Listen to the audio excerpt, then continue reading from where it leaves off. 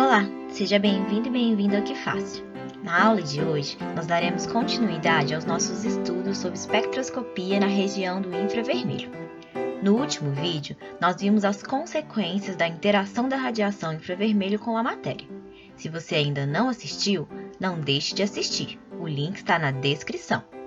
Aproveite também para deixar o seu like e seguir a gente nas redes sociais. No vídeo de hoje, nós vamos entender como a força de ligação e a massa dos átomos ligados afetam a frequência de absorção.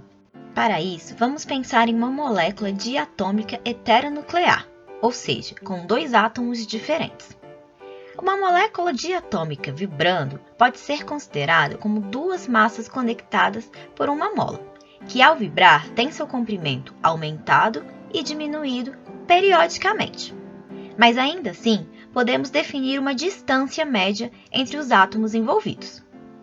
Quando a mola está esticada ou comprimida, além da distância média, a energia potencial do sistema é aumentada.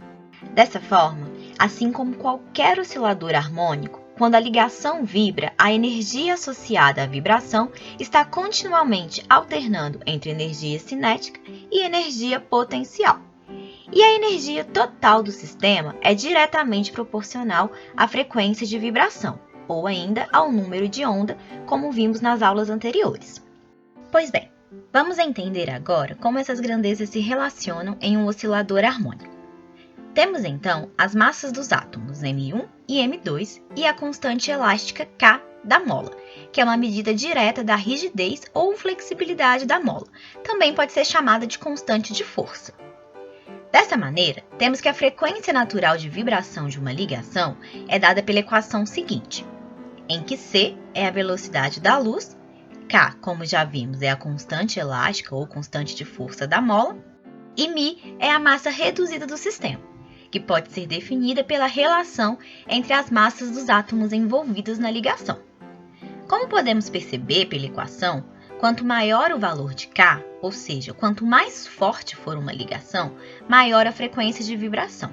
E quanto maior a massa dos átomos, menor a frequência de vibração. Vamos ver como isso funciona.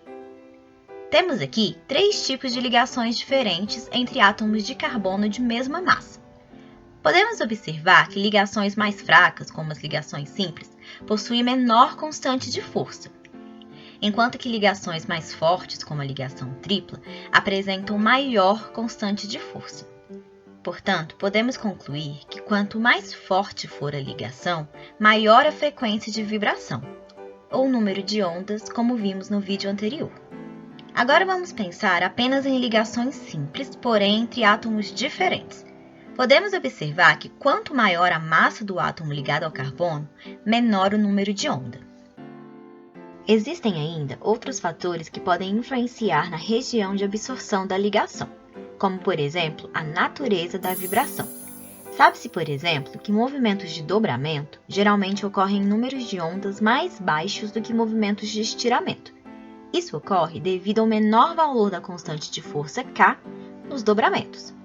Por exemplo, vibrações relativas ao estiramento da ligação CH ocorrem em números de onda de aproximadamente 3.000 cm-1. Já a vibração referente ao dobramento dessa mesma ligação ocorre em aproximadamente 1.340 cm-1. A hibridização também afeta a constante de força das ligações, sendo que ligações mais fortes são aquelas que possuem hibridização sp, seguida de sp2 e, por último, sp3. Vamos novamente pensar em ligações entre carbono e hidrogênio.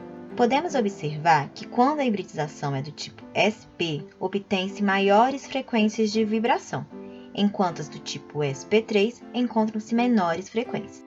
Por fim, vamos ver como a ressonância interfere na constante de força de uma ligação. Vamos comparar a frequência de vibração de duas cetonas, sendo a segunda uma cetona conjugada. A primeira tem sua vibração relativa ao estiramento C⁻O em 1.715 cm-1.